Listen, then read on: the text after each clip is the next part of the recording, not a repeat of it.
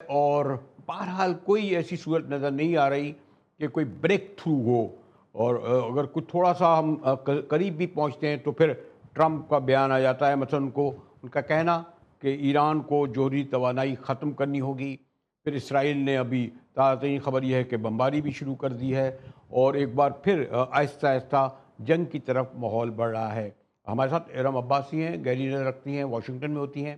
ارم، ہمارے لیے جو ہم لوگ اتنی دور بیٹھے ہیں، بڑا مشکل ہوتا ہے ٹرمپ صاحب کو سمجھنا، اور میں اکثر کہتا ہوں کیونکہ پاسٹ میں جو ہیڈ آف دی اسٹیٹ، اور یقینا اس کو ہونا بھی چاہیے، وہ اسٹیٹمنٹ ہوا کرتے تھے، چاہے یو مے ڈفر، چاہے جو بائیڈن ہوں، آئزن ہاور ہوں، بعد میں کینیڈی آئے، پھر بہت نام بیچ میں لیتے چلے آئے، لیکن یہ لوگ یہ کہتے ہیں کیونکہ اسٹیٹمنٹ نہیں ہیں، ٹرمپ آؤٹ سائڈر ہیں، اس لیے جو چاہے بیان دیتے ہیں۔ لیکن پھر یہ لگتا ہے کہ پورا پینٹاگون ان کے ساتھ ہے، پوری اسٹیٹ ان کے ساتھ ہے۔ جی ارم عباسی۔ دیکھیں، ابھی ویکینڈ پہ بھی سینٹ کام نے بیان دیا کہ انہوں نے انٹرسیپٹ کیے ہیں ایران کے ڈرونز۔ پھر ایران نے کویت میں جو ان کی یو ایس بیسز سے ان کا یہ کہنا ہے کہ جو وہاں سے حملے ہو رہے ہیں، تو یہ ایک شیکی قسم کا سیز فائر ہے۔ ٹرمپ اپنے آپ کو، جو انہوں نے ووٹرز کو سیل کیا ہے، وہ یہ سیل کیا ہے کہ وہ ایک آؤٹ سائڈر ہے۔ تو وہ جو کہ نارمل ڈپلومیسی ہوتی ہے، جو کہ ویسٹرن ورلڈ کا ایک شیوا رہا ہے، تو ٹرمپ اس سے ہٹ کر اور اپنی ساری آدھی جنگ تو وہ سوشل میڈیا پہ لڑتے ہیں، جس کی وجہ سے ایون یہاں کے جو تھنک ٹینکس ہیں، ان کو یہ لگتا ہے، ان کا یہ ماننا ہے کہ ٹرمپ کے اپنے بیانات، بدلتے ہوئے بیانات، وہ ایک دن کہتے ہیں جنگ بس آج ختم ہونے والی ہے، کل ختم ہونے والی ہے، 2 دن گزر جاتے ہیں، پھر وہ کہتے ہیں کہ مجھے کوئی جلدی نہیں ہے جنگ کی، پھر وہ کہتے ہیں کہ جب تک ایران کی جوہری توانائی کی صلاحیتوں پہ ڈیل نہیں ہوگی تو تب تک کوئی ڈیل نہیں ہوگی۔ لیکن جب روبیو سے آپ انڈیا میں پوچھتے ہیں تو وہ کہتے ہیں کہ ہم نیوکلیر کیپیبلٹیز ایران کی بعد میں بات کریں گے، پہلے ہم ایک ڈیل کے لیے ایک ڈیل کریں گے تاکہ ڈیل ہو سکے۔ سو obviously کنفلکٹنگ قسم کے بیانات آ رہے ہیں، اور اس میں ٹرمپ کا سوشل میڈیا پر جا کر بیان بازی کرنا بہت سارے تھنک ٹینکس کے مطابق یہ انہی کے لیے نقصان دہ ثابت ہو رہا ہے۔ لیکن ارم، میں اس جنگ سے پہلے آئی واز ان اسلام آباد، جو پہلی جنگ ہوئی 35 روزہ، اور ایک بہت ہی یہاں کے بڑے پاورفل انٹلیکچوئل تھے، اور ان سے میں نے یہ کہا کہ ایسا لگتا ہے، I don't want to use لفظ ناگزیر، اور بڑے بہت بڑے، تو مجھے لگا کہ 2 دن میں یا 3 دن میں جنگ ہوگی اور ناگزیر ہے۔ کچھ اس طرح لگتا ہے کہ ایک اور جنگ ناگزیر ہے، کیونکہ ٹرمپ یہ سمجھتے ہیں، اور سپر پاور اور خاص طور پر اسرائیل، کہ جو چاہ رہے تھے وہ پورا نہیں ہوا، رجیم چینج نہیں ہوئی، آبنائے حرمت ان کے مطابق نہیں کھلی، تھرڈ جوہری توانائی ختم نہیں ہوئی، بلکہ ایران سوری ٹو سے جو ان کا انٹرنل بھی کانفلکٹ تھا وہ بھی ختم ہوا۔ تو جب یہ سب چیزیں نہیں ہوئی ہیں، اور ان کا جو گریٹر اسرائیل وہ ایک الگ منصوبہ، تو اس کو کس طرح سمیٹیں گی آپ ارم عباسی؟ دیکھیے، بہت ٹرمپ وینزویلا کے بعد جب وہ مڈورو کو اٹھا کر امریکہ لے کر آئے، تو ان کی جو انڈرسٹینڈنگ، بظاہر یہ لگتا ہے کہ جو ان کو مشورہ دینے والے تھے، ان کو لگا کہ ایران میں بھی وہ یہ کر سکتے ہیں۔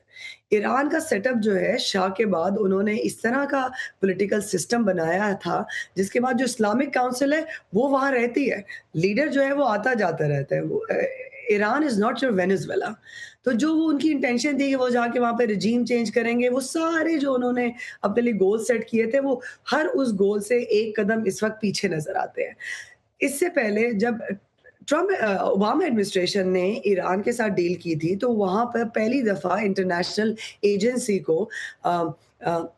ایکسیس ملی تھی ایران کی کیپیبلٹیز کو مانیٹر کرنے کی۔ اب تو اس سے بھی آپ بہت پیچھے چلے گئے ہیں۔ اب تو ایران منہ پڑھ کر کہہ رہا ہے کہ ہم تو نیوکلیر کیپیبلٹیز پہ بات ہی نہیں کر رہے ہیں، اسٹریٹ آف ہارمز کو کیسے کھولنا ہے وہ بھی ہم طریقہ کار طے کریں گے کہ کیسے کریں گے۔ تو جو لیوریج امریکہ کے پاس اوباما ایڈمنسٹریشن میں تھا، وہ جو جے او پی جے پیک جو ان کا ڈیل تھی، اس کے اندر پھر بھی ایران نے آپ کو، اس وقت آپ کا لیوریج تھا، اس وقت بظاہر ایران کا لیوریج نظر آ رہا ہے، کیونکہ گلوبل اکانومی جو ہے وہ افیکٹڈ ہو رہی ہے اس پورے کرائسس سے، اس پوری وار سے جو کہ اسرائیل اور امریکہ نے شروع کی ہے، اور اس وار کا امپیکٹ جو ہے وہ آپ کے ووٹرز پہ آنے والا ہے، جو کہ نومبر میں مڈ ٹرم الیکشنز کے لیے جا رہے ہیں۔ تو ٹرمپ پہ پریشر ہے کہ مڈ ٹرم الیکشن سے پہلے وہ جنگ کو ختم کرنا چاہتے ہیں۔ نیتن یاہو بھی الیکشن میں جا رہے ہیں، اور نیتن یاہو کے مفاد میں ٹرمپ تو بظاہر یہ کہتے ہیں نظر مجھے مڈ آتا ہے۔ ٹرم الیکشن کی کوئی فکر نہیں ہے، اور لوگ یہ کہتے ہیں کہ امریکہ میں ایز سچ کوئی رائے عامہ نہیں ہوتی، اور ہم نے بہرحال دیکھا جب ویتنام وار ہوئی تو 57,000 امریکی مرے، 57,000 تابوت گئے، کوریا وار میں 46,000 تابوت گئے، پوری افغان وار لڑی. تو لوگ کہتے ہیں اول تو 80% امریکنز کو بہت زیادہ پولیٹکس دلچسپی بھی نہیں ہے، تو انہیں مڈ ٹرم الیکشن کی خود بھی کہتے ہیں وہ میں کوئی اہمیت نہیں ہے. دیکھیں مڈ ٹرم الیکشن اس لیے امپورٹنٹ ہیں کیونکہ ابھی یہ بات صحیح ہے ٹرمپ کی، اور ٹرمپ ایک اس ہائی میں بھی ہیں کیونکہ جن ریپبلکنز کو انہوں نے سپورٹ کیا ہے وہ پرائمریز میں جیت رہے ہیں. تو ٹرمپ کی ایک ریپبلکن پارٹی کے اندر ایک پاور ہے،